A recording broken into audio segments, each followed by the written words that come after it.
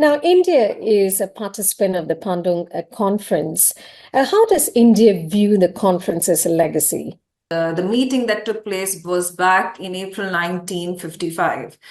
And since then, it has laid the foundation for a number of important conferences and blocks that have been created, whether we talk about the non-aligned movement that gained precedence for a number of Asian nations and African countries that came together because they had just newly been freed from the colonialism, whether we talk about the French colonialism or we talk about the British colonialism, and therein lay the very importance of how these countries needed to develop themselves. Most of them were underdeveloped.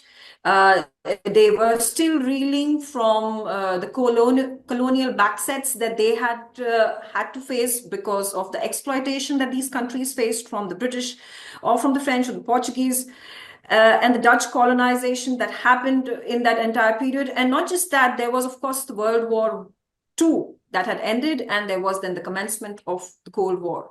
So it was judicious for these countries, these territories to demarcate themselves as independent nations that are cooperating with each other, that are fighting against any sort of aggression that is shown by Western powers. They are working together for their economic good, for their cultural good, and just being an adhesive for each other's growth. And then we take a look at the creation of BRICS, which becomes largely significant and important against a number of groupings, whether it is about the United Nations or we talk about NATO, we talk about G7, is something that is allowing for Global South to create an identity for itself. So while we live in a world of multipolarity and multilateral countries that come together, the power and influence of Global South continues to increase.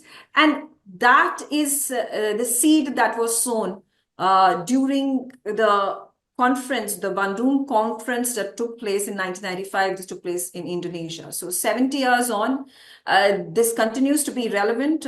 Of course, its principles of peaceful coexistence have been changed and altered, but the very essence of which about how the predominance of Global South, which has countries with the largest populations, whether we talk about India, whether we talk about Africa, even other participating nations, observer nations, China, ASEAN nations, bring back the focus to Global South, which is also what the West is looking at. There is definitely a significant push that is being seen towards Global South as an entity where a peace that can be negotiated and the negotiations can be led by countries which include Global South.